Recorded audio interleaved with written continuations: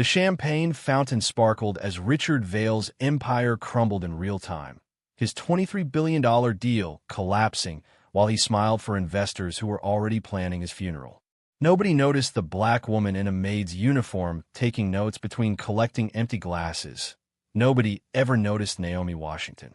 But she'd been watching for 2 years, her finance degree gathering dust while she mopped floors and memorized every careless conversation these billionaires dropped like breadcrumbs. Tonight, as Richard's rival moved in for the kill and the board sharpened their knives, the desperate billionaire was about to learn that his cleaning lady understood hostile takeovers better than his entire team of advisors. And Naomi? She was about to prove that the most dangerous person in any room isn't the one with the biggest office. It's the one everyone pretends doesn't exist. Just before we get back to it, I'd love to know where you're watching from today, and if you're enjoying these stories, make sure you're subscribed. The champagne fountain sparkled under the chandelier's light, casting golden reflections across the marble floor of Richard Vale's penthouse. Manhattan stretched out below through floor-to-ceiling windows, the city lights twinkling like scattered diamonds. Richard stood at the center of it all, his tailored suit worth more than most people's cars, his smile practiced and perfect as he raised his glass to the crowd. To another year of unprecedented growth, Richard announced, his voice carrying over the soft jazz quartet, into the partnerships that will define our future. The guests applauded politely, their designer gowns and tuxedos rustling as they moved. But beneath the surface, whispers rippled through the crowd like undertow. Near the bar, 2 investors huddled close, their voices barely audible over the music. "Did you hear about the European acquisition?" one muttered, swirling his whiskey. $23 billion on the table, and Vale's betting everything on it. "Reckless," the other replied. "The man's ego is writing checks his company can't cash." Across the room, Naomi Washington moved silently between the guests, collecting empty glasses on a silver tray. Her black uniform was crisp and pressed, her movements efficient and nearly invisible. She'd learned long ago that wealthy people talked freely around service staff, as if they weren't really there at all. Their words floated past her as she worked, each conversation a piece of a larger puzzle she couldn't help but assemble in her mind. "The quarterly reports don't add up," a woman in emeralds was saying. "Richard's leveraged to the hilt. If this deal falls through..." Naomi's fingers tightened slightly on the tray. She understood exactly what that meant. Years of studying finance textbooks in her tiny apartment had taught her to read between the lines of corporate speak. Richard Vale was dancing on the edge of a cliff, and everyone here knew it except him. Or maybe he didn't know. Maybe that's why his laugh sounded just a little too loud, his gestures a little too grand. She made her way to the kitchen, depositing the glasses before returning to the main floor. The penthouse was a monument to excess. Original artwork on every wall, furniture that cost more than her annual salary, views that made you feel like you own the world. But Naomi had been cleaning these rooms for 2 years now, and she'd noticed the small changes. The Monet that used to hang in the hallway quietly sold last month. The staff reduction that Richard claimed was streamlining. The worry lines that makeup couldn't quite hide on his face. "Naomi, we need fresh champagne at the north balcony," her supervisor whispered sharply, appearing at her elbow. "Yes, ma'am," Naomi replied, keeping her voice neutral and professional. She retrieved 2 bottles from the ice, making her way through the crowd with practiced invisibility. As she passed Richard's study, the door stood slightly ajar. Inside, she could hear Richard's voice, harsh and strained, completely different from his public persona.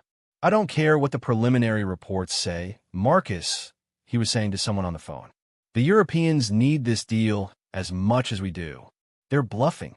There was a pause, then Richard's voice grew harder. "No, you listen to me. I've built this empire from nothing. I know how to read a negotiation. Just because some pencil pusher in Brussels gets cold feet doesn't mean..." Another pause. Naomi heard a glass slam down on a desk. "Fine, set up another call for tomorrow morning. And Marcus, keep this quiet. The last thing we need is the board getting spooked over nothing." Naomi moved away quickly, but not before catching a glimpse of Richard through the door crack. His shoulders were tense, his hand rubbing his temple. For just a moment, the mask had slipped completely. She continued to the balcony, where a group of younger executives were discussing market projections. As she poured champagne, her mind processed what she'd heard. The European deal wasn't just important, it was critical, and it was already showing cracks. "Did you see Victor Harland is here?" one of the executives said, nodding toward the main room. Bold of him to show his face after trying to poach 3 of Richard's top clients last quarter. Naomi's eyes found Victor easily. He was hard to miss. Where Richard was all golden confidence and broad shoulders, Victor was sharp angles and calculated movements. He stood near the windows, surrounded by his own circle of admirers, his smile like a knife edge. As if sensing her gaze, Victor looked up, his eyes sliding right past her. She was invisible to him, just part of the furniture. But she saw the way he watched Richard, like a predator studying wounded prey. The party continued for hours. Naomi refilled glasses, cleared plates, and listened. Always listening. She heard about leveraged buyouts and hostile takeovers, about market volatility and regulatory challenges. Her mind filed it all away, connections forming, patterns emerging. Near midnight, as she was clearing glasses from a side table, she noticed a leather binder left behind. She glanced around. No one was watching. Quickly, she flipped it open. Financial projections, deal terms, confidential stamps on every page. Her eyes scanned rapidly, her breath catching as she realized what she was seeing. The European partners weren't just getting cold feet. They were setting Richard up. The terms had trapdoors, penalty clauses that would trigger if certain conditions weren't met. Conditions that, based on what she'd been hearing all night, were impossible to achieve. "Excuse me." Naomi's heart jumped. She closed the binder quickly, looking up to find Richard standing there. Up close, she could see the exhaustion he was hiding, the stress fractures in his perfect facade. "I'm sorry, Mr. Vale," she said quickly. "I was just clearing the table and—" "It's fine," he said, reaching for the binder. But as he picked it up, his water glass tipped, sending ice water cascading across his Italian leather shoes. "Oh!" Naomi grabbed napkins immediately, dropping to help clean the spill. "I'm so sorry, Mr. Vale. Let me—" "Leave it," he said, but his voice wasn't angry. He was looking at her with an odd expression, as if seeing her for the first time. "You're Naomi, right? You've been working here for a while." "2 years, sir," she said, standing back up. "2 years," he repeated. "And before this? Where did you work?" The question surprised her. I was in school, sir, before circumstances changed." "School for what?" She hesitated. "Business administration, with a focus on international finance." His eyebrows rose slightly. "And now you're cleaning up after parties," she finished quietly. Life doesn't always go according to plan. For a moment, something flickered in his eyes. Understanding, maybe, or recognition of a fellow fighter. Then the mask slipped back into place. "No," he said. "I suppose it doesn't."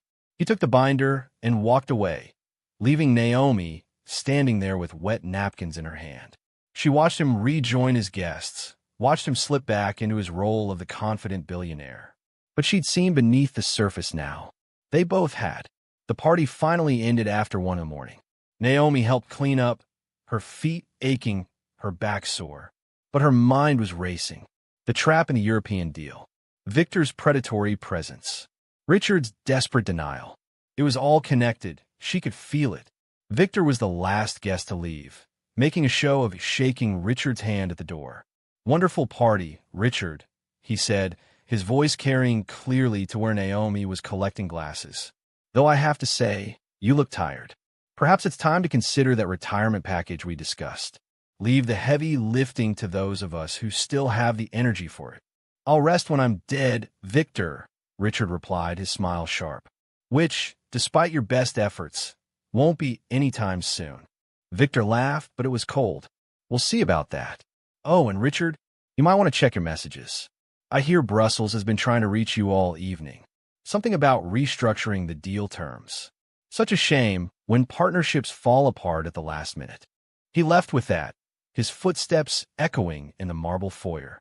Naomi saw Richard's hand clench into a fist at his side, saw the way his jaw tightened. He pulled out his phone, his face paling as he read whatever was on the screen. By the time Naomi finally left the penthouse, it was nearly 3 in the morning. The subway ride to her apartment in Queens felt endless, her body exhausted but her mind unable to rest. She climbed the 4 flights to her unit, careful not to wake the neighbors. Inside, her younger brother Marcus was asleep on the couch, his community college textbooks scattered on the coffee table. She covered him with a blanket, then went to her small bedroom. The walls were lined with business books, corporate finance, international trade, negotiation tactics. Books she bought secondhand, studied late into the night, dreaming of a different life. She pulled out a notebook from her desk, the one where she kept her observations from work. Not gossip, but real analysis. Pattern recognition. Market insights gleaned from overheard conversations. She began writing down everything from tonight, the pieces of the puzzle she'd collected. The European deal was collapsing. Victor knew it, had probably orchestrated it. Richard was too proud to see the trap. And somehow, she'd seen the actual terms, understood the poison pills hidden in the legal language. She looked at her notes, then at her reflection in the dark window. 28 years old, a maid in a billionaire's penthouse, with a mind that could dissect complex financial instruments, but no one who would ever listen to her. One day, she whispered to her reflection, one day, I'll be more than invisible. Her phone buzzed. A news alert. She opened it, her stomach dropping as she read the headline. Breaking. European conglomerate pulls out of Vail Enterprises deal, stock futures plummet. It had begun. The morning sun hadn't even fully risen when Richard Vail stormed into his corporate headquarters.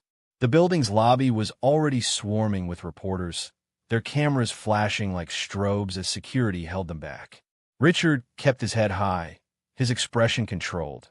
But Naomi could see the truth in the television footage playing in the penthouse kitchen where she'd arrived early to clean up from last night's party. Mr. Vail, is it true the European deal has completely collapsed? Richard, what's your response to Victor Harlan's statement? Are you planning to step down?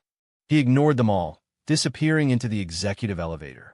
Naomi watched the news coverage as she worked, her hands mechanically washing crystal while her mind raced. The financial channels were having a field day. Vail Enterprises stock had dropped 12% in pre-market trading. Turn that off, her supervisor snapped, bustling into the kitchen. Mr. Vail doesn't pay us to watch television, but he did pay them to be invisible, to blend into the background of his life.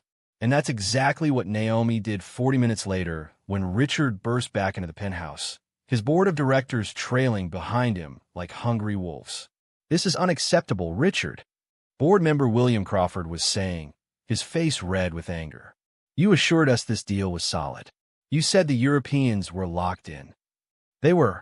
Richard shot back, loosening his tie as he paced. This is a negotiation tactic. They'll come back to the table. With what leverage? Another board member, Patricia Thornton, slammed a folder onto the conference table. We're overextended. You borrowed against future profits from this deal to fund the Milan acquisition. If this falls through, it won't fall through. It already has. Crawford shouted. Naomi moved silently around the room, refilling water glasses, invisible to the arguing executives. But she was watching, listening, understanding. The Milan acquisition. She remembered hearing about that. Richard had bought a struggling fashion house, convinced he could turn it around. But fashion wasn't his industry. It had been an ego purchase, a trophy. And now Victor Harland is circling like a vulture, Patricia continued. My sources say he's already in talks with Brussels. He's going to steal this deal right out from under us. Let him try, Richard said, but his confidence sounded forced. He's not trying, Richard. He's doing it. Crawford pulled out his phone, showing Richard something on the screen. This went live 10 minutes ago. Naomi couldn't see the screen from where she stood, but she saw Richard's face drain of color. That's impossible. How did he get those numbers? Does it matter? He's offering them better terms, and he's not leveraged to the hilt like we are. The argument continued for another hour. Accusations flew, voices raised, furniture was nearly thrown. Through it all, Naomi remained invisible, observing the collapse of an empire in real time. By the time the board members stormed out, threatening everything from lawsuits to hostile takeovers, Richard was alone in his conference room, head in his hands. Naomi began clearing the abandoned coffee cups and water glasses. The whiteboard behind Richard was covered in financial projections, crossed out and rewritten multiple times. Her eyes traced the numbers automatically, her mind processing the mathematics. The depreciation schedule is wrong, she murmured under her breath, not realizing she'd spoken aloud. If you factor in the tax implications of the foreign holdings, the actual loss is... What did you just say? She froze. Richard had lifted his head, staring at her with an intensity that made her step back. Nothing, sir. I apologize. I was just... No. He stood up, moving toward her. What you just said about the depreciation schedule. Say it again. Naomi's heart raced. She'd been so careful for 2 years, never letting anyone see her real mind. But looking at the desperation in Richard's eyes, something made her continue. The depreciation schedule on the board, she said quietly. It's calculating based on domestic standards, but your Milan holdings fall under European tax law. The actual depreciation would be accelerated, which means your paper losses are higher than your real losses. You have more leverage than these numbers suggest. Richard stared at her for a long moment. You understand financial depreciation schedules? I studied finance. Before. Before what? Before my mother got sick. Before the medical bills. Before I had to drop out and take whatever work I could find to support my brother. The confession hung between them. Richard walked to the whiteboard, studying the numbers with new eyes. Show me, he said finally. Show me what you mean. Naomi hesitated, then picked up a marker. Her hand trembled slightly as she began writing, correcting the calculations, showing the real implications of international tax law on the holdings. Richard watched in silence as she worked, his expression shifting from skepticism to surprise to something like awe. This is actually brilliant, he said. It doesn't solve everything, but it gives us breathing room. How did you? Mr. Vale, Naomi interrupted gently. There's something else. Last night, at the party, I saw Victor talking to one of your former analysts. They were discussing the supplier contracts for the Brussels deal. I don't think the Europeans pulled out on their own. I think Victor orchestrated it. Richard's jaw clenched. That's a serious accusation. I know, but the timing, the way he mentioned Brussels before the news broke, the fact that he already has a counteroffer ready, he's been planning this for months. Richard walked to his window, looking out at the city. Even if you're right, what does it matter? He's won. The deal is dead, and my company is bleeding out. Not necessarily, Naomi said, then caught herself. I'm sorry. I shouldn't. No, continue. Please. She took a breath. Victor's deal has the same fundamental flaw yours did. He's promising delivery schedules based on a supplier that's about to lose their certification. I heard some executives discussing it at a dinner 3 weeks ago. The supplier has been covering up safety violations. When that comes out, any deal dependent on them becomes toxic. Richard turned to face her fully. How could you possibly know that? Because I listen, she said simply. People talk freely when they think no one important is listening. And to them, I'm no one important. The silence stretched between them. Then Richard's phone rang, shattering the moment. He answered it, his face darkening as he listened. I see. Yes. No, I'll handle it. He hung up, his hand tied on the phone. That was CNN. They want a statement about the news that Victor Harland has formally announced his bid for the European partnership. He's calling a press conference in an hour to detail how he's going to succeed where I failed. Richard grabbed the remote, turning on the wall-mounted television.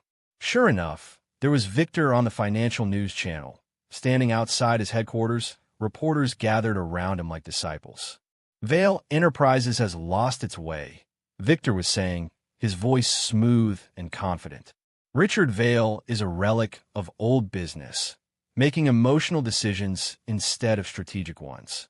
This European partnership needs fresh blood, new vision. I'm prepared to offer both.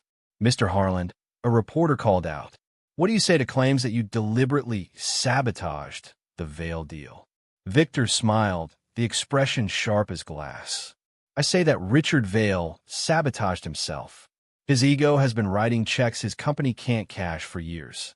I'm simply picking up the pieces of his incompetence. Richard threw the remote against the wall, shattering it. That's sanctimonious.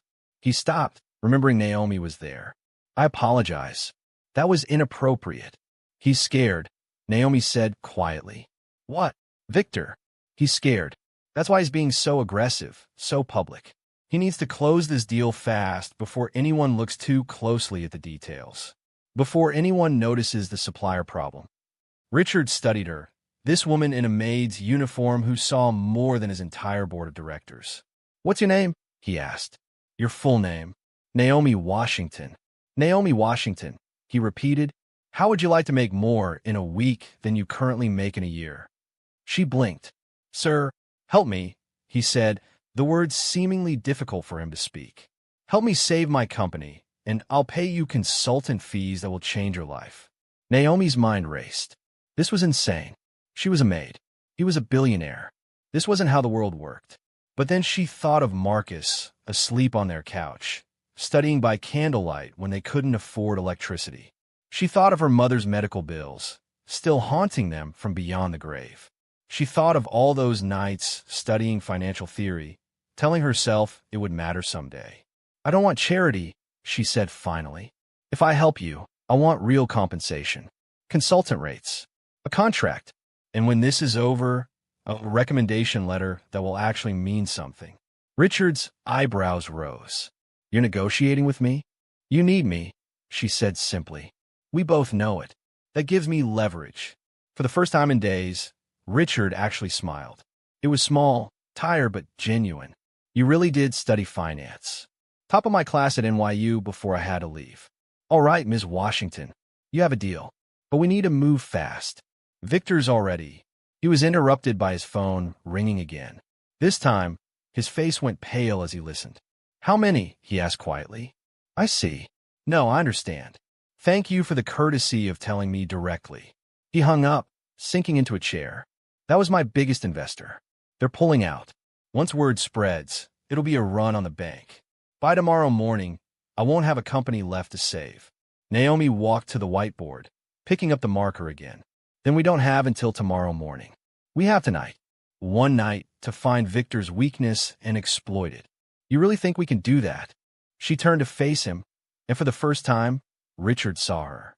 Not the uniform, not the position, but the fierce intelligence and determination that had been hiding in plain sight for 2 years. Mr. Vale, I've been invisible my entire life.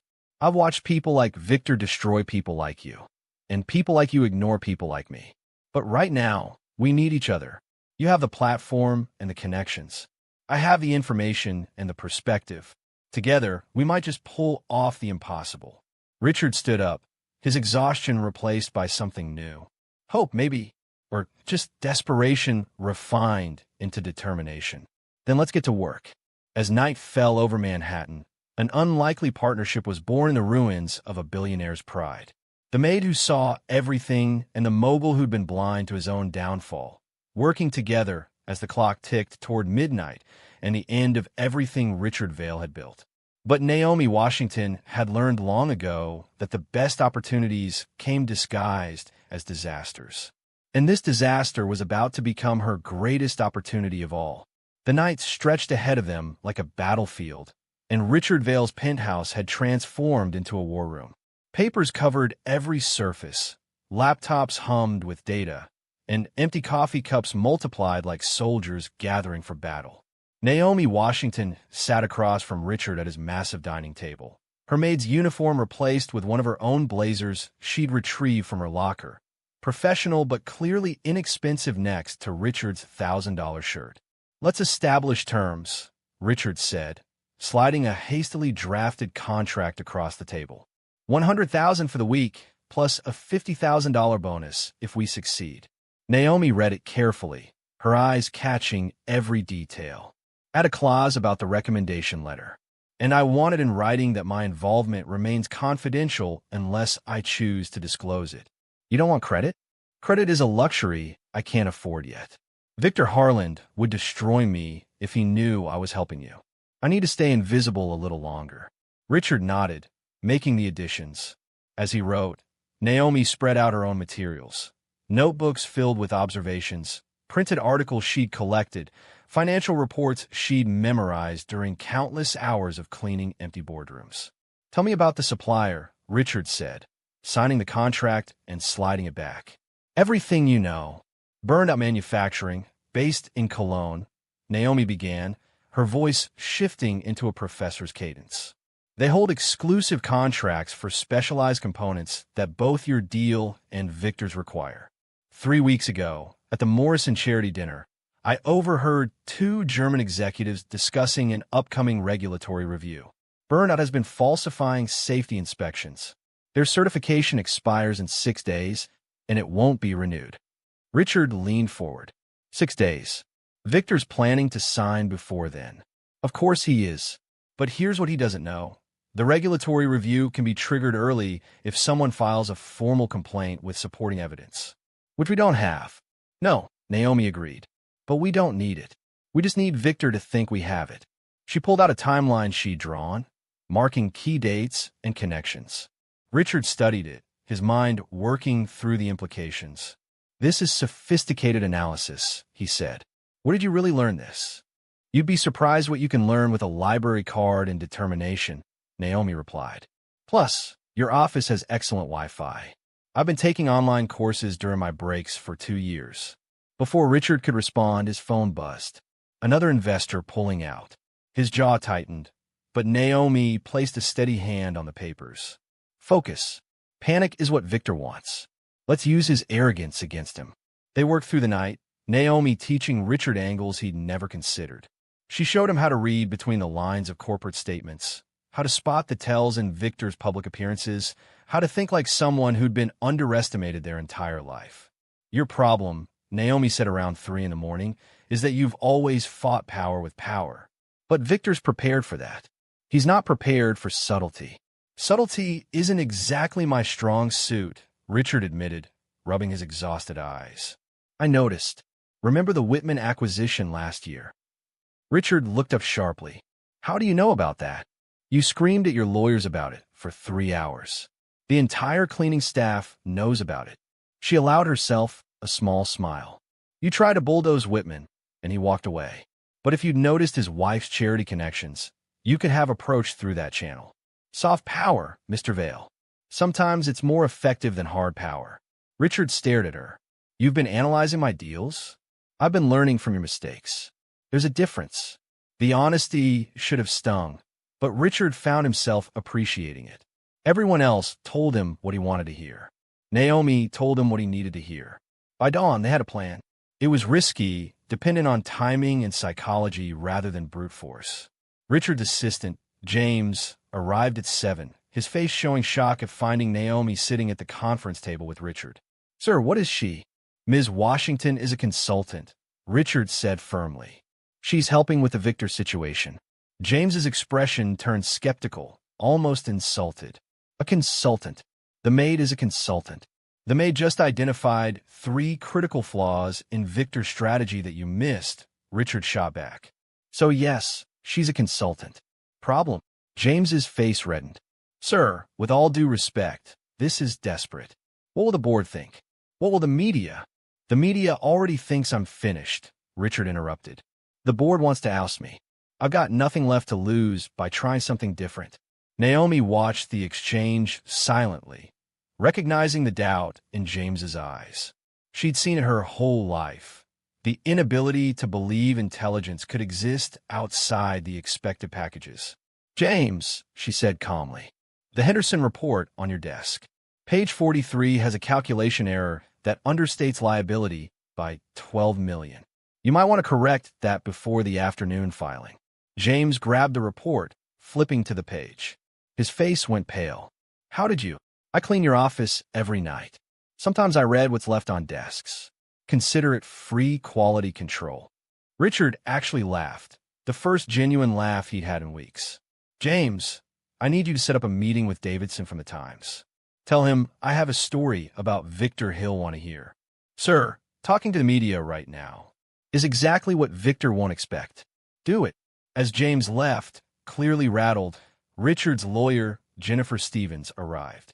She took one look at Naomi and turned to Richard. Please tell me you haven't lost your mind entirely. Jennifer, meet Naomi Washington. She's going to help us save the company. Jennifer's expression was ice. The cleaning lady is going to save a multi-billion-dollar enterprise? The cleaning lady, Naomi said, standing to face her, identified the legal loophole Victor's using to circumvent the non-compete clause in your contracts. Section 47B, subsection 3. You classified the European deal as a partnership rather than an acquisition, which means the non-compete doesn't apply. Victor's lawyers found it. Yours didn't.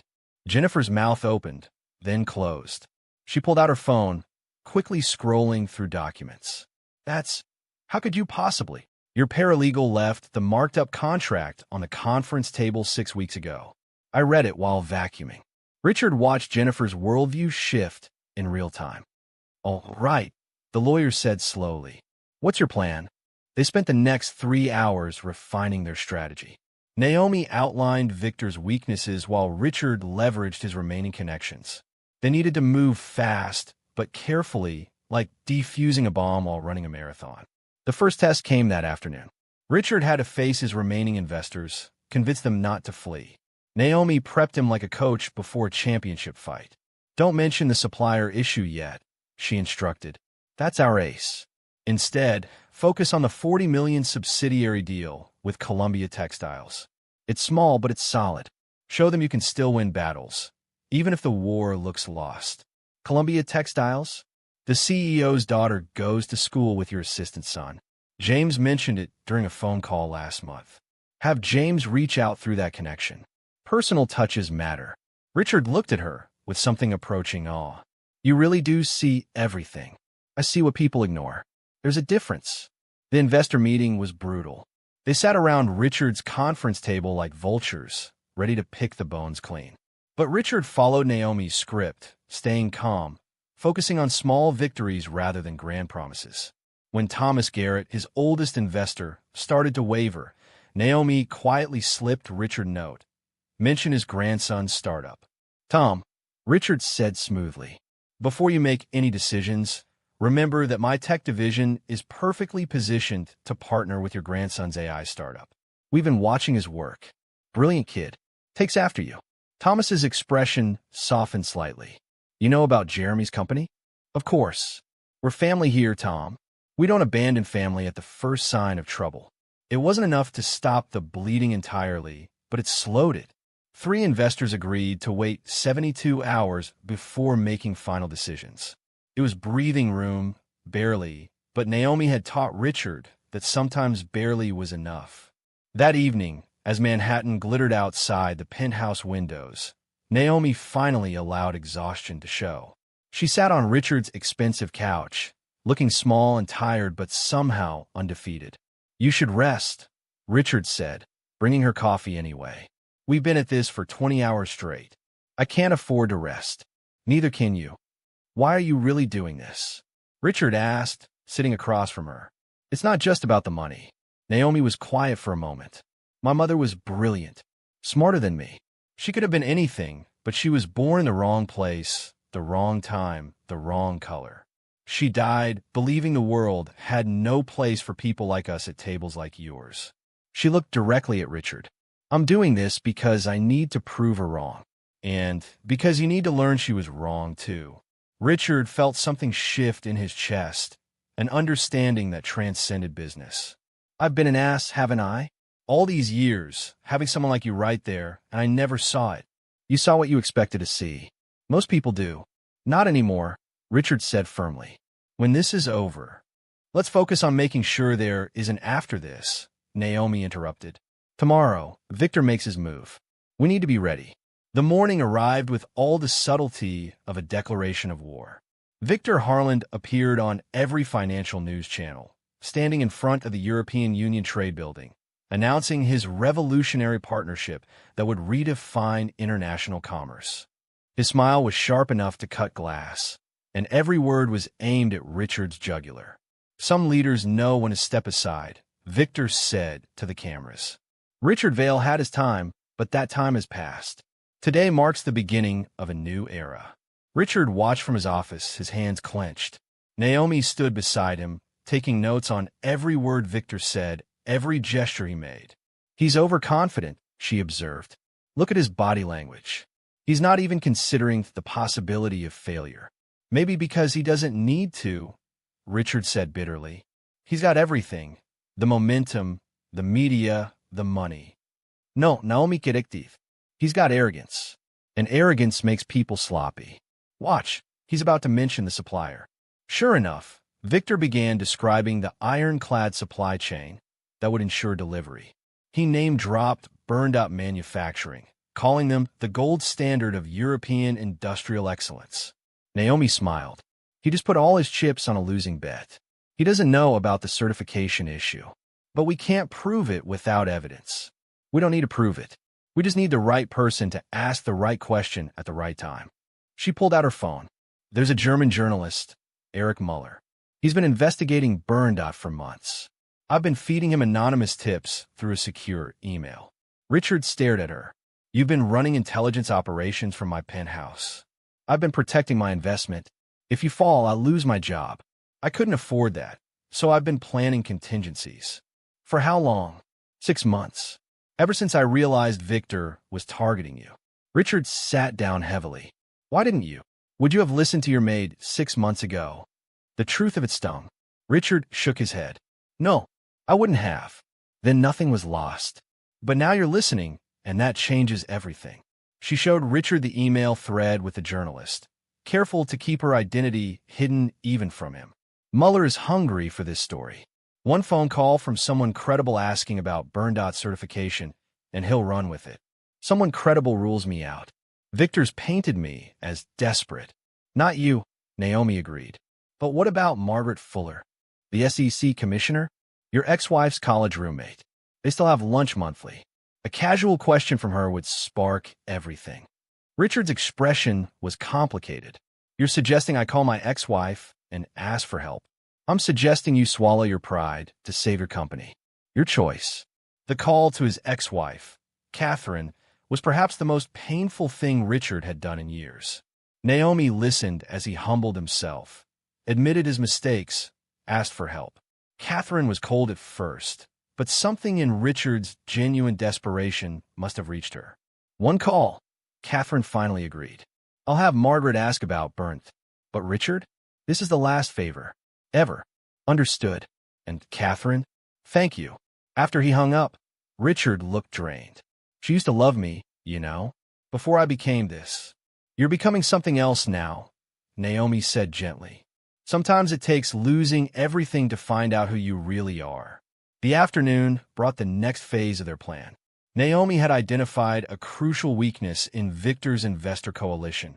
Several of them had exposure to markets that would be disrupted if Burned-Out failed. They needed to plant doubt without seeming desperate.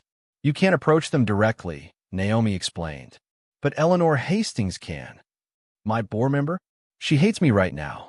No, she hates losing money. There's a difference. She also has connections Victor doesn't know about. Her nephew works for Burned-Out's primary competitor. If she suddenly started asking questions about certification processes, Richard made the call, appealing to Eleanor's business instincts rather than loyalty. It was a delicate dance, but Naomi had scripted every word. Just wondering, Eleanor, Richard said casually, have you heard anything about regulatory changes in German manufacturing? My sources suggest something's brewing. Eleanor was suspicious but intrigued. What kind of sources? The kind that have made me very wealthy over the years. Do what you will with the information. As evening approached, the first crack appeared in Victor's armor. The German journalist published a questioning piece about Burned-Out's safety record. It wasn't conclusive, but it raised questions. Financial Twitter began buzzing. Victor's stock price dipped 2%. It's working, Richard said, watching the numbers. It's just beginning, Naomi corrected. Victor will counterattack. We need to be ready. Sure enough, within an hour, Victor was on television again, dismissing the desperate fake news planted by a failing competitor. He announced that the signing ceremony would be moved up to tomorrow afternoon, before any manufactured scandals could interfere. He's accelerating, Naomi observed. That's fear. Or confidence. No. Watch his hands. He's fidgeting. He knows something's wrong, but can't identify what. He's trying to close before we can fully execute. Richard's phone rang. It was Davidson from the Times. Richard, I'm hearing interesting whispers about Bernda. Care to comment? On the record? No. Off the record? You might want to have someone in Brussels tomorrow. Just a suggestion from an old friend. You're playing a dangerous game? Richard. I'm playing the only game left to me. That night, Naomi and Richard worked until dawn again, preparing for the final confrontation. They had one shot at this, one moment when all the pieces would align. If they missed it, everything would collapse. You need to be at the signing, Naomi said. Your presence will rattle Victor. I wasn't invited. Since when has that stopped, Richard Vale? He smiled grimly. Point taken. But what about you? I'll be where I always am. Invisible, but watching everything. As the sun rose over Manhattan, Naomi finally went home to change and check on Marcus. Her brother was awake, worried. You haven't been home in 2 days, he said. What's going on? I'm fixing something, she said, hugging him. Something important. For who? For us. For everyone who's been told they don't belong at the table. She returned to the penthouse to find Richard in his best suit, looking like a warrior preparing for battle. But there was something different about him now. The arrogance had been tempered by humility, the blindness replaced by sight. Whatever happens today, he said to Naomi, I want you to know something. You've taught me more in 3 days than I learned in 30 years of business. You were a good student, she replied. Eventually, if this works, everything changes. You know that, right? You won't be invisible anymore. I know, Naomi said quietly. I'm ready for that. Richard headed for the door, then paused. The supplier certification expires in 3 days, right? Yes. And Victor doesn't know. He's about to find out. Richard nodded, straightening his tie. Then let's go ruin his day. As Richard left for the signing ceremony, Naomi took her position in his office, multiple screens open, phones ready, her network of connections primed. She might be invisible, but she was about to show everyone that invisible didn't mean powerless. The ceremony was being held at the St. Regis Hotel, a temple to old money and established power. Media from around the world had gathered. Victor stood at the podium like a conquering hero, the European partners beside him, victory seemingly assured. Then Richard Vale walked in. The room erupted in whispers. Security moved to intercept him, but Richard held up an invitation. Naomi had discovered that the hotel's event coordinator owed Richard a favor from years ago. One phone call had secured entry. Just here to witness history, Richard said, loudly enough for the microphones to catch. Don't mind me. Victor's jaw tightened, but he maintained his smile. How appropriate that you're here to see the future of business being written, Richard. Perhaps you'll learn something. Oh, I've been learning a lot lately, Richard replied, taking a seat in the front row. Amazing what you can discover when you start paying attention to the right people. Victor turned back to the podium, beginning his speech about innovation and progress. But Richard's presence had changed the energy in the room. Reporters were texting furiously. The European partners looked uncomfortable. Then, right as Victor was about to sign, a commotion erupted at the back of the room. Erich Muller, the German journalist, had arrived with a camera crew. Mr. Harland, he called out, can you comment on the news that Burned Out Manufacturing is under investigation for safety violations? That their certification is being revoked? The room exploded. Victor's face went white. The European partners stepped back from the signing table, demanding answers. Phones rang everywhere as investors and reporters scrambled for information. This is ridiculous, Victor stammered. Baseless accusations. Actually, Richard said, standing up, his voice carrying over the chaos. It's due diligence. Something you might have done if you weren't so eager to steal my deal. He pulled out his phone, showing a document Naomi had sent him moments ago. Burndout's certification expires in 3 days. Without them, your supply chain collapses. The entire deal becomes worthless. The European partners were already leaving, their lawyers huddled in urgent conversation. Victor stood at the podium, his moment of triumph transformed into utter humiliation. "You did this," he snarled at Richard. "You planted this story." "I didn't have to plant anything," Richard replied calmly. "The truth has a way of surfacing. You just have to know where to look. Or better yet, you have to know who to listen to." As Victor's deal collapsed in real time, broadcast to the world, Richard walked out of the hotel. He called Naomi immediately. "It worked," he said simply. "Of course it worked," she replied, and he could hear the smile in her voice. "I told you, invisible doesn't mean powerless. You're not invisible anymore, Naomi. Not to me. Not to anyone who matters." Back in his penthouse, Naomi stood at the window, looking out at the city that had ignored her for so long. Her phone buzzed with messages from journalists who'd figured out someone had orchestrated Victor's downfall. The invisible Maid was about to step into the light. But first, she had a company to help rebuild. And this time, she wouldn't be doing it from the shadows. The aftermath of Victor's collapse at the St. Regis hit like a tsunami. Within hours, every financial outlet, social media platform, and gossip blog was dissecting the spectacular failure. But as Richard Vail sat in his penthouse watching the coverage, he realized the narrative was taking an unexpected turn. Billionaire's Hail Mary. Richard Vail relies on cleaning lady to save empire, read the Business Insider headline. The accompanying photo showed Naomi in her maid's uniform, a file photo someone had dug up from the building security company. Richard's phone hadn't stopped ringing. Board members, investors, reporters, everyone wanted to know if it was true. Had the great Richard Vail really been saved by his maid? "Turn it off," Naomi said quietly from beside him. She'd been monitoring the coverage on her laptop, watching her anonymity evaporate in real time. "They're mocking you," Richard said, anger building in his voice. "This is wrong.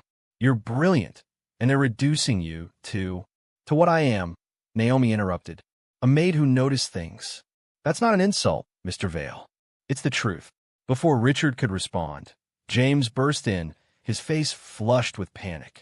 "Sir, it's worse than we thought. Someone leaked internal emails showing you've been working with Ms. Washington. They're calling her the cleaning lady CFO. Twitter is having a field day." Richard grabbed James's tablet, scrolling through the social media storm. Memes were already spreading. Photos of mops with MBA degrees, jokes about janitor consultants, cruel commentaries about desperation. His jaw clenched tighter with each post. "How do they find out?" he demanded. "Victor," Naomi said simply. "This is his counterstrike. He can't attack the facts, so he's attacking the credibility, making you look desperate and me look like a joke." Richard's phone rang. It was William Crawford from the board. "Richard, please tell me this is some kind of misunderstanding." Crawford's voice was ice. "The Wall Street Journal is running a story saying you've been taking financial advice from domestic staff." "I've been taking financial advice from a brilliant analyst who happens to work as domestic staff," Richard corrected. "For God's sake, Richard, do you have any idea how this looks? We're already hemorrhaging credibility, and now this?" "The other board members are calling an emergency meeting. They want you out." "Then they're idiots," Richard snapped. "Naomi Washington saw what none of you could see. She saved this company. She's made us a laughingstock. The stock price is in free fall. Investors are running for the exits. Fix this, Richard, or you're done." Crawford hung up. Richard threw his phone against the wall, shattering it. "This is my fault," he said, turning to Naomi. "I should have protected you better. Should have controlled the narrative." "You can't control how the world sees me," Naomi said, her voice steady despite the pain in her eyes. "I knew this would happen. A black woman claiming expertise in a white man's world? They were always going to try to diminish me. So we fight back. We go on every show, every podcast." "No." Naomi stood, walking to the window. "That's your instinct, to fight power with power. But that won't work here. The more you defend me, the more desperate you look. The more I defend myself, the more they'll say I'm uppity, aggressive, forgetting my place. Then what do we do?" Naomi's phone buzzed. It was Marcus, texting frantically. Reporters were at their apartment building, harassing neighbors, trying to get dirt on his sister. Someone had even approached him at school, offering money for embarrassing stories. "I have to go," Naomi said, grabbing her things. My brother needs me. Naomi, wait. But she was already at the elevator. You should distance yourself from me, Mr. Vale. It's the smart play. Blame the desperate decision on stress. Bring in a traditional consultant. Rebuild your credibility. That's not happening. She looked at him, seeing something in his eyes she hadn't expected. Not pity, not guilt, but genuine respect and determination. Then you're about to lose everything, she said softly. And this time, I can't save you. The elevator doors closed, leaving Richard alone in his penthouse, surrounded by screens showing his humiliation. But for the first time in his life, he didn't care about his own reputation. He cared about the injustice being done to someone who deserved better. Naomi's apartment building was surrounded by photographers when she arrived. They shouted questions, cameras flashing, microphones thrust in her face. Naomi, is it true you've been manipulating Richard Vale? How long have you been planning this? What makes you think you're qualified to advise billionaires? She pushed through them, saying nothing, her face a mask of calm despite the storm inside. But one reporter's question stopped her cold. Ms. Washington, what would your deceased mother think about you pretending to be something you're not? Naomi turned slowly, looking directly at the reporter. For a moment, the crowd quieted, sensing something shifting. My mother, Naomi said clearly, would be proud that I used my mind to help save thousands of jobs. She would be proud that I didn't let anyone's expectations limit me. And she would be ashamed of anyone who thinks a person's worth is determined by their job title rather than their capabilities. She went inside, leaving the reporters momentarily speechless. But she knew it wouldn't be enough. The narrative was already set. Inside, Marcus was pacing, scared and angry. Naomi, they're saying horrible things about you online. About us. About Mom. I know, she said, hugging him. I'm sorry. I never wanted this to touch you. Someone from school posted that old eviction notice from when Mom was sick. They're saying we're grifters, that you're some kind of con artist. Naomi felt tears threatening, but refused to let them fall. Let them say what they want. We know the truth. The truth doesn't matter if no one believes it. Her phone rang. It was Eleanor Hastings from Richard's board. Ms. Washington, I'm calling personally to say I'm impressed by what you accomplished. That analysis of Burnda was masterful. Thank you, but, however, Eleanor continued, perception is reality in business. Your continued involvement is hurting Richard's ability to recover. I'm offering you a different arrangement. $500,000 to sign an NDA and disappear. Let's bring in a traditional firm to take credit for the turnaround strategy. You get paid, Richard survives, everyone wins. Everyone except the truth, Naomi said. The truth is a luxury none of us can afford right now. Think about it. You have 24 hours. After Eleanor hung up, Naomi sat in her small kitchen, staring at bills she couldn't pay, thinking about Marcus's college tuition, their mother's remaining medical debt. $500,000 would solve everything. All she had to do was disappear, let someone else take credit for her work. It wouldn't be the first time. It probably wouldn't be the last. Her laptop chimed. An email from Eric Muller, the German journalist. Ms. Washington, I know you're the source who's been feeding me information about Burnda. Your analysis has been exceptional. I'd like to interview you on record, tell your side of the story. The world should know the truth about who really saved Vale Enterprises. She closed the laptop without responding. The truth. Everyone claimed to want it, but nobody wanted to deal with its implications. Meanwhile, Richard was facing his own crisis. The emergency board meeting was brutal, with members demanding his immediate resignation. You've made us a joke, Patricia Thornton said. The cleaning lady strategist? Really? What's next? The doorman doing our taxes. That cleaning lady has more financial acumen than anyone in this room, Richard shot back. Then why was she cleaning toilets? Crawford demanded. If she's so brilliant, why wasn't she at Goldman Sachs? Because the world isn't fair, Richard said. Because people like you can't see past their prejudices to recognize brilliance when it's standing right in front of you. Spare us the social justice lecture, Patricia said. This is business, and business requires credibility, which you've destroyed.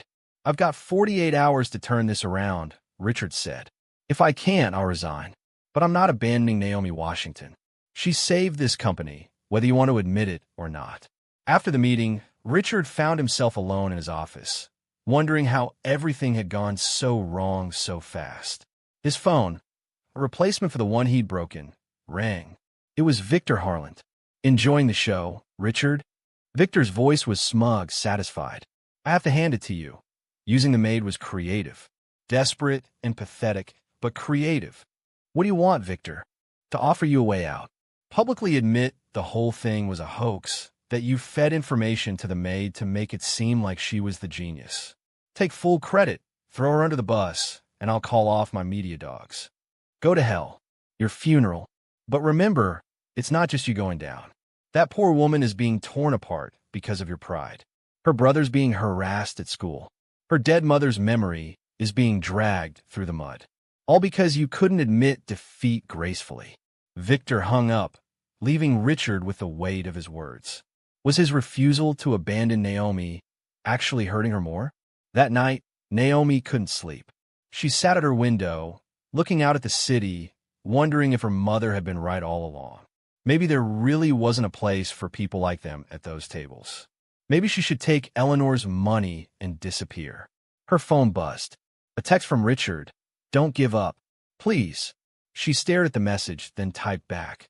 "Why do you care?" His response came quickly.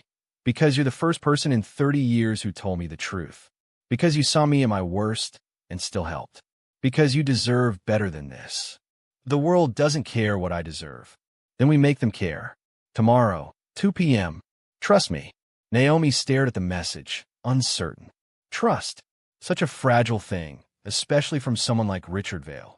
But something in her, maybe hope or maybe just exhaustion, made her type, "Okay." The next afternoon, Naomi arrived at Richard's penthouse to find it transformed into a television studio. Professional lighting, multiple cameras, and a familiar face, Patricia Chun from Bloomberg News, one of the most respected financial journalists in the country. "What is this?" Naomi asked Richard. "A debate," he replied. "Victor agreed to it this morning.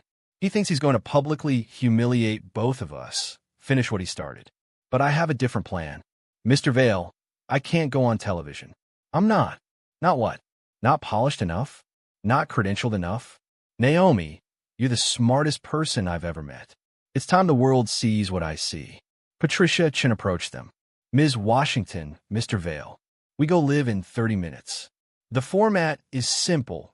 A discussion about the burnout situation, the European deal, and the role you played in uncovering the truth. Victor Harland will join us remotely from his office." Naomi's hands were shaking. "I don't do public speaking. I observe, I analyze, but I don't." "You spoke truth to those reporters yesterday," Richard reminded her. "You spoke truth to me when I needed to hear it. Now, speak it to the world." A makeup artist approached, but Naomi waved her off. "No. If I do this, I do it as myself. Not some polished version they want to see." Richard smiled. "That's the Naomi Washington I know." As they took their seats, Naomi's mind raced. This was Victor's arena, the world of public performance and media manipulation. She was a maid who'd learned finance from library books and YouTube videos. What was she doing here? The cameras went live. Patricia Chin's introduction was brutal in its efficiency, laying out the controversy, the mockery, the questions about Richard's judgment and Naomi's qualifications. "Mr. Harland," Patricia said, turning to the screen where Victor appeared, sitting in his pristine office. "You've called this situation the most desperate move in corporate history. Care to elaborate?" Victor's smile was predatory. "Patricia, what we have here is a failing CEO who was so desperate to save face that he concocted a story about his maid being some kind of secret genius. It's insulting to real financial professionals who spent years earning their credentials." "Ms. Washington," Patricia turned to Naomi, "how do you respond to accusations that you're simply a prop in Mr. Vale's attempt to save his company?" Naomi felt the weight of the cameras, the millions of people watching. She thought of her mother, of Marcus, of every time she'd been overlooked and underestimated. "I respond with facts," Naomi said, her voice gaining strength. "On March 15th, at 3:47 p.m., Mr. Harlan's company initiated a series of shell transactions through 3 subsidiaries in Luxembourg. The purpose was to hide the dependency on burned-out manufacturing from regulatory scrutiny. I have the transaction numbers if you'd like them. Victor's smile faltered slightly. That's ridiculous. You can't possibly. Transaction A4473. B. Routed through Harlan's subsidiary Apex Holdings. Transaction A4489. C. Masked as a consulting fee to Brandenburg Associates, which doesn't actually exist except on paper. Should I continue? The studio was silent. Patricia Chun leaned forward. How do you know this? Because I pay attention, Naomi said simply. While serving coffee at the Morrison charity dinner, I heard Mr. Harlan's CFO discussing the Luxembourg structure with a colleague. While cleaning the conference room at Vail Enterprises, I saw the reflection of his laptop screen in the window. He'd forgotten to close his email, which contained the routing numbers. While taking out trash, I noticed shredded documents that hadn't been properly destroyed and pieced together enough to understand the pattern. You went through garbage? Victor said, trying to sound dismissive, but there was panic in his eyes now. I did my job thoroughly, just like I've always done. The difference is this time, someone bothered to listen to what I found. Richard spoke up. The real question, Victor, is why you needed such an elaborate structure to hide a simple supplier relationship. Unless you knew about the certification issues months ago. That's libel. It's deduction, Naomi interrupted. The shell structure was created in January, 2 months before you announced interest in a European deal. The only reason to hide burned that early would be if you knew their certification was at risk. You were planning to push the deal through before anyone noticed, leaving the European partners holding a worthless agreement. Patricia Chun pulled up documents on her tablet. Mr. Harlan, would you care to respond to these specific allegations? Victor's face was red now, his composure cracking. This is absurd. We're supposed to believe that a maid, a janitor, understood complex international finance better than teams of analysts. Yes, Naomi said quietly, because those teams of analysts were looking where you wanted them to look. I was looking where you didn't think anyone would bother. She pulled out a folder she'd brought, laying out document after document. Here's the pattern of Victor's acquisitions over 5 years. Every single one followed the same model. Identify a company with a hidden flaw, orchestrate a crisis, sweep in as the savior, then strip the assets. He tried to do it to Vail Enterprises, but he didn't count on someone like me being in the room. Someone like you, Victor sneered. A nobody, a nothing. The words hung in the air. Naomi felt their sting, but also their power, because Victor had just shown his true face to millions of viewers. A nobody who exposed your fraud, she said calmly. A nothing who saw what you really are. Mr. Harlan, you're so used to people like me being invisible that you forgot we have eyes. We have minds, and sometimes we have the courage to speak up. Richard leaned forward. Victor, you made one critical mistake. You assumed that brilliance only comes from ivory towers and corner offices. You never considered that someone who'd fought for every opportunity, who'd learned from necessity rather than privilege, might see angles you'd miss. This is a circus, Victor sputtered. Patricia, surely you're not buying this fairy tale? Patricia looked at her tablet. Actually, Mr. Harlan, I've just received word that the SEC has opened an investigation into your Luxembourg subsidiaries based on the information Ms. Washington just provided. Would you care to comment? Victor's screen went black. He disconnected. The studio was quiet for a moment. Then Patricia turned back to the camera. Ladies and gentlemen, you've just witnessed something extraordinary. Not just the exposure of potential financial fraud, but the breaking of a different kind of illusion. The assumption that expertise can only come from expected sources. After the cameras stopped rolling, Naomi slumped in her chair, exhausted. The adrenaline was wearing off, leaving her shaky and drained. You were magnificent, Richard said softly. I was terrified. Courage isn't the absence of fear. It's acting despite it.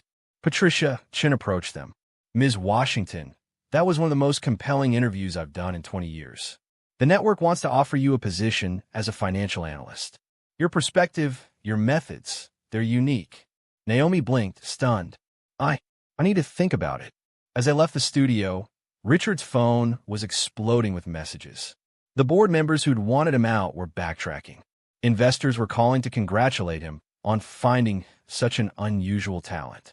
The narrative was shifting, but outside, they found Victor Harland waiting by his car, his face twisted with rage. "You think you've won?" he snarled at Naomi. "You're still just a maid playing dress-up. This isn't over." "Yes, it is," Richard said, stepping between them. "You're done, Victor, and you're beaten by someone you consider beneath notice. That's got to sting." Victor's hands clenched into fists, but his lawyer grabbed his arm, whispering urgently about the cameras still rolling from across the street.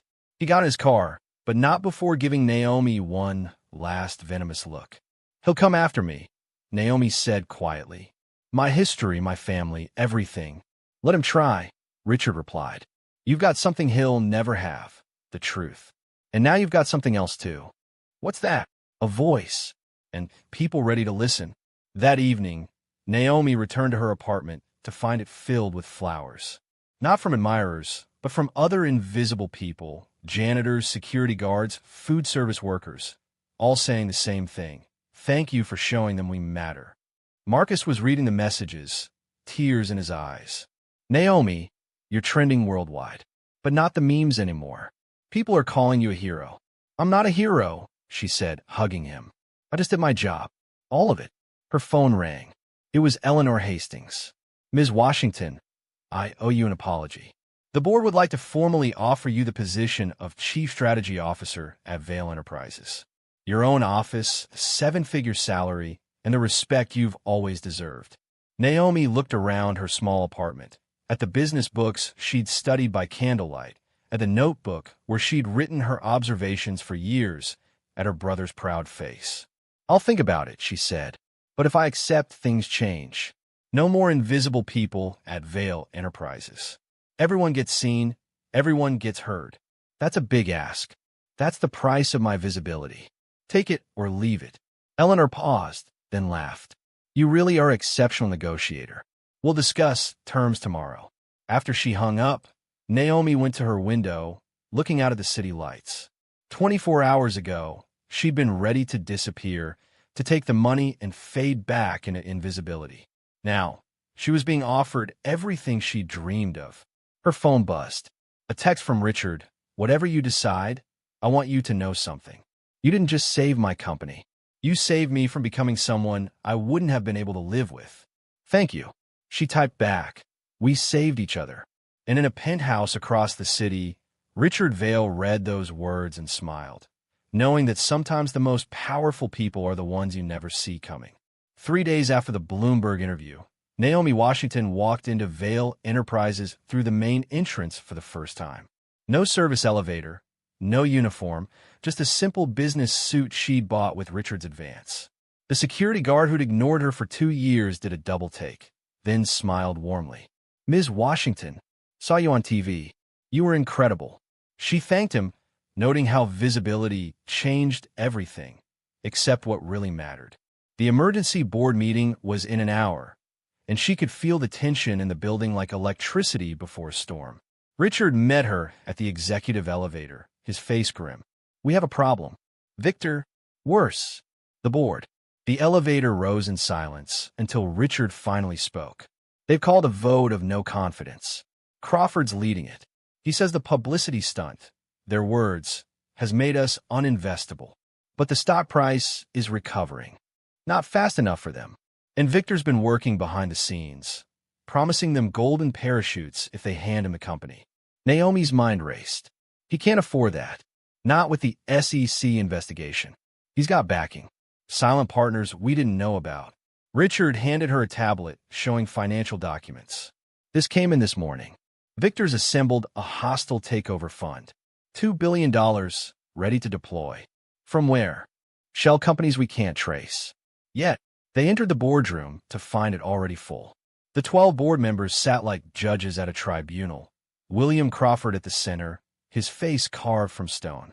"Richard," Crawford began without preamble, "we've given you every opportunity to stabilize this situation. Instead, you've turned us into a reality show. The vote is scheduled for noon. You have 1 hour to convince us not to remove you. I don't need an hour, Richard said. I need 5 minutes. Naomi, she stood, feeling the weight of their skepticism. Patricia Thornton actually rolled her eyes. But Naomi had spent years reading rooms, and she saw something else beneath the hostility: fear. You're not really upset about the publicity, Naomi said quietly. You're terrified because Victor Harland has something on each of you. The room went silent. Crawford's face darkened. That's a serious accusation, Ms. Washington. It's a pattern recognition. She pulled out her notebook, the same one she carried as a maid. Mr. Crawford, 3 months ago, your grandson was arrested for insider trading. The charges were mysteriously dropped. Mr. Morrison, your company's toxic waste lawsuit vanished overnight. Miss Thornton, your husband's gambling debts to some very dangerous people suddenly disappeared. How dare you? Patricia started. I dare because I've been invisible in these rooms for 2 years. I've heard your phone calls, seen your emails when you forgot to lock your screens, watched you make deals you thought no one would notice. Naomi's voice remained calm, professional. Victor Harland solved all your problems, and now he owns you. Crawford stood up, his face purple. This is blackmail. No, Naomi corrected. This is leverage recognition.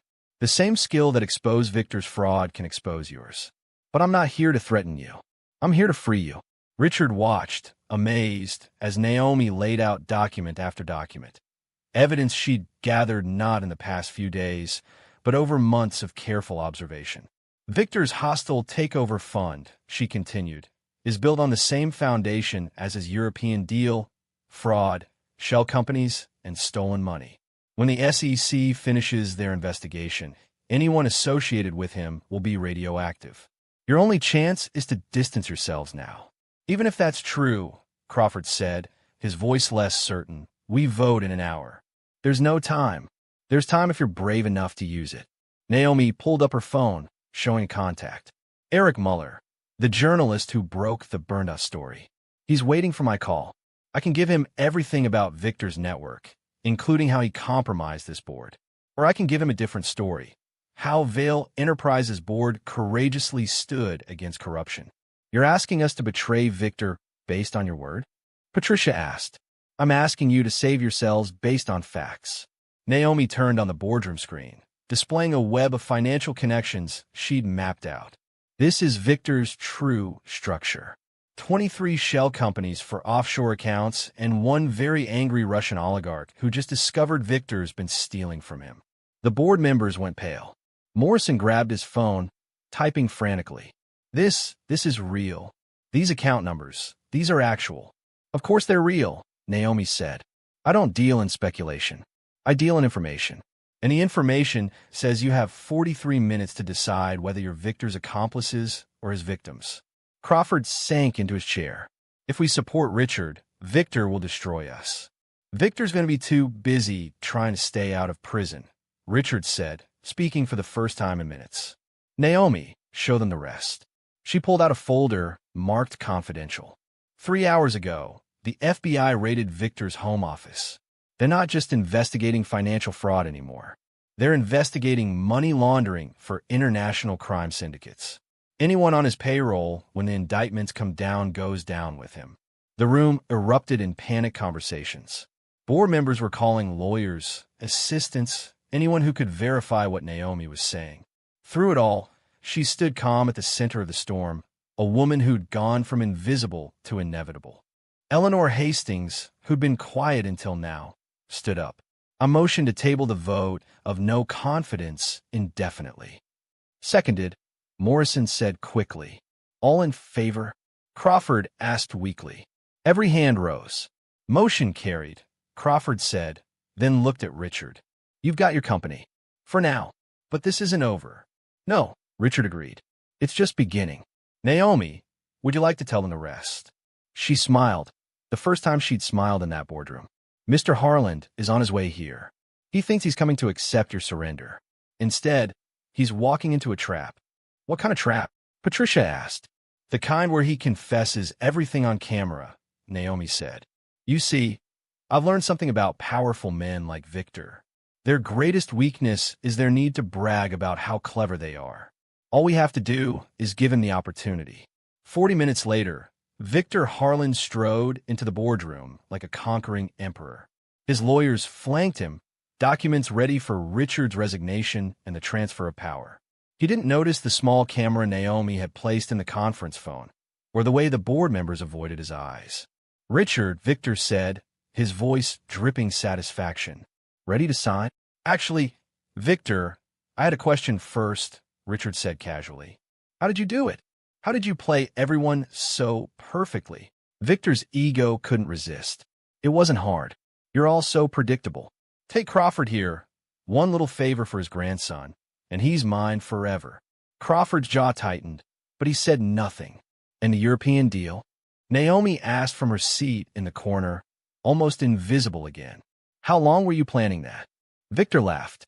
18 months. I knew Burned Out would fail eventually. I just had to time it right. Make sure Richard was desperate enough to take the bait. "And the shell companies?"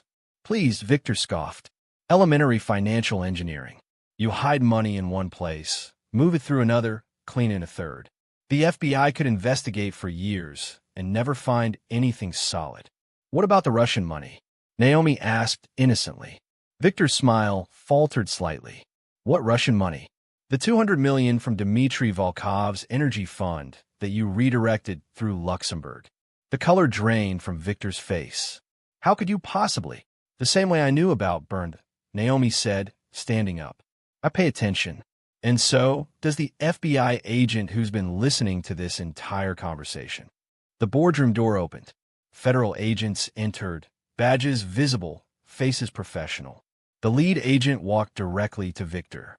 "Victor Harlan, you're under arrest for wire fraud, money laundering, and conspiracy to commit financial crimes. You have the right to remain silent. This is entrapment," Victor shouted, looking wildly at his lawyers. "She set me up. The maid set me up." "The maid," Naomi said quietly, "outsmarted you, because you never thought to guard yourself against someone you considered beneath notice." As the agents cuffed Victor, he turned to Richard with pure hatred. "This isn't over. I have resources you can't imagine. I'll be out in hours." "Actually," the lead FBI agent said, "Mr. Volkov has frozen all your accounts and is cooperating fully with our investigation. Turns out he doesn't like being stolen from." They dragged Victor out, his screams echoing down the hallway. The boardroom sat in stunned silence until Crawford finally spoke. "Ms. Washington, how long have you been working with the FBI?" "Since yesterday," she replied. "When I realized Victor's fraud went beyond corporate crime into international money laundering, I made a call. They were very interested in what I had to share." Patricia Thornton laughed, actually laughed. "You played him. You played all of us." "I revealed the truth," Naomi corrected. "That's all I've ever done. The difference is, now people listen." Eleanor Hastings stood up. "I'd like to formally nominate Naomi Washington for the position of Chief Strategy Officer, effective immediately." "Seconded," Crawford said, his voice humble for the first time Naomi had ever heard. "All in favor?" This time, the vote was unanimous. 6 weeks later, the signing ceremony for the restructured European deal was held in the same St. Regis Hotel where Victor had fallen. But this time, the atmosphere was completely different. Media from around the world had gathered not to witness a corporate battle, but to see the conclusion of what Bloomberg had called the most dramatic corporate turnaround in modern history. Richard Vail stood at the podium, but beside him, equally prominent, stood Naomi Washington. She wore a designer suit now, a gift from a fashion house that wanted to dress the woman who'd become a symbol of overlooked brilliance. But on her lapel, she wore a small pin, a mop and bucket made of gold, a reminder of where she'd come from. "Ladies and gentlemen," Richard began, 6 weeks ago, Vail Enterprises was on the brink of collapse. We were saved not by traditional thinking or conventional wisdom, but by someone who saw what others missed, who heard what others ignored, who understood that wisdom doesn't only come from corner offices. He turned to Naomi. "Ms. Washington, would you like to explain the New Deal structure?" Naomi stepped to the microphone, no longer nervous about public speaking. She'd done dozens of interviews, spoken at conferences, even testified before Congress about corporate fraud detection. But this moment felt different. This was the completion of a journey that had started in a penthouse kitchen, listening to conversations she wasn't supposed to hear. The new European partnership is built on transparency, she began, her voice clear and confident. Every supplier is verified, every transaction traceable, every promise backed by substance rather than speculation. We've reduced the deal value from $23 billion to $14 billion, but the real value, the sustainable, honest value, is actually higher. A reporter raised her hand. Ms. Washington, Victor Harland claimed you manipulated this situation for personal gain. How do you respond? Victor Harland is currently facing 47 federal charges and has been denied bail, Naomi replied calmly. I think his credibility speaks for itself. But to answer your question, I gained something invaluable from the situation. A voice. And I've used that voice not just for personal gain, but to change how Vail Enterprises operates. She clicked a remote, bringing up a presentation. We've implemented what we call the Invisible Initiative. Every employee, regardless of position, can submit strategic insights and business intelligence. The janitor who notices supply chain inefficiencies, the security guard who observes suspicious patterns, the food service worker who overhears crucial information. They all have a direct line to senior management. And it's working, Richard added. In 6 weeks, we've identified $12 million in savings and 3 potential security breaches, all from employees who were previously considered invisible. Another reporter called out, Mr. Vail, what's your relationship with Ms. Washington now? There have been rumors. We're partners, Richard said simply. Business partners, strategic partners, and I'd like to think friends. Naomi Washington saved my company, but more importantly, she changed my perspective. I spent 30 years believing that power came from position. She taught me it comes from perception, the ability to see clearly without ego or prejudice. After the signing, the celebration moved to Vail Enterprises headquarters. The building was transformed, not just physically, but culturally. The service elevators had been opened to all staff. The executive floor now included a workspace where any employee could reserve time to present ideas. The invisible had become visible. Marcus was there, wearing his first suit, having just been accepted to NYU's business school with a full scholarship funded by a new program Naomi had established. He hugged his sister tightly. Mom would be so proud, he whispered. She always was, Naomi replied. We just had to prove to the world what she already knew. Eleanor Hastings approached with a champagne glass. Naomi, I've been on 30 boards in my career. I've never seen anything like what you've accomplished. You didn't just save a company. You've changed how business thinks about talent and intelligence. I had help, Naomi said, nodding toward Richard, who was talking to employees he'd never noticed before, maintenance staff, security guards, cafeteria workers. He was listening to them, really listening, taking notes on their ideas. He's different, Eleanor observed. You changed him. We changed each other. That's what good partnerships do. The celebration continued into the evening, but Naomi stepped away for a moment of quiet. She found herself in Richard's office, the same room where she'd first revealed her knowledge, where everything had changed. The city sparkled below, lights stretching to the horizon. Richard found her there, hiding from your own party. Reflecting, she corrected. 6 weeks ago, I was nobody. Now, you were never nobody, Richard interrupted. You were unrecognized. There's a difference. They stood in comfortable silence, watching the city. Finally, Richard spoke again. I've been thinking about what's next. Vail Enterprises is stable. The European deal is signed. Victor's going to prison. We could coast now, play it safe. But safe isn't what got us here. I want to do something different. A venture fund, maybe investing in overlooked talent, unconventional thinkers, people who clean up messes while building empires in their minds. Naomi suggested with a smile. Exactly. Partners. Naomi considered. 6 weeks ago, she'd been fighting for survival, for recognition, for a chance to be heard.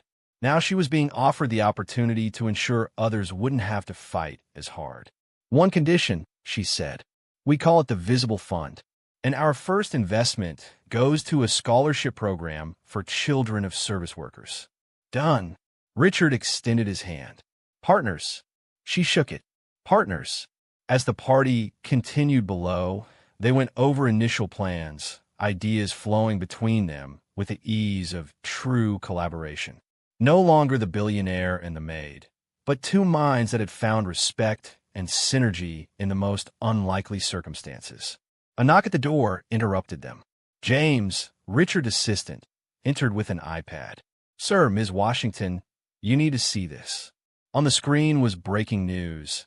Victor Harland attempts suicide in federal custody. Condition critical. The room went quiet. Naomi felt a complex mix of emotions. Not satisfaction, not guilt, just a deep sadness at how far pride could make someone fall. He left a note. James continued. It says, I was destroyed by someone I never saw coming. Remember that the invisible ones are watching. Richard looked at Naomi. How do you feel about that? She thought for a long moment. I feel responsible, not for his choices, but for ensuring that what happened here means something, that it changes things. It already has, Richard said, gesturing to the party below where executives and janitors mingled as equals. Look at them. 6 weeks ago, they existed in different worlds. Now, they're collaborating. Naomi's phone buzzed. It was a text from Patricia Chun at Bloomberg. Just got word. You've been nominated for Business Person of the Year. The maid who saved an empire and changed corporate America. Congratulations. She showed it to Richard, who smiled. You deserve it. We deserve it, she corrected. You had the courage to listen when everyone told you not to. That matters. The party was winding down when Crawford approached them. The man who'd been ready to destroy them both 6 weeks ago now looked humbled, aged. Ms. Washington, he said formally, I owe you an apology and a debt. You could have destroyed me with what you knew. Instead, you gave me a chance to make things right. Everyone deserves a second chance, Mr. Crawford, even billionaires who've lost their way. He smiled slightly. I'm retiring from the board. But before I go, I want you to know something. In 40 years of business, you're the most formidable strategist I've ever encountered. And you did it all while the rest of us weren't even looking. After he left, Naomi and Richard stood at the window one last time.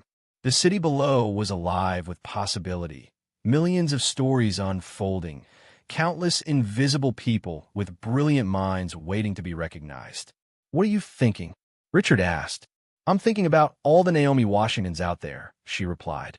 The security guards with engineering degrees, the food service workers with coding skills, the janitors with solutions to problems their bosses don't even know exist. We'll find them, Richard promised. The Visible Fund will change that.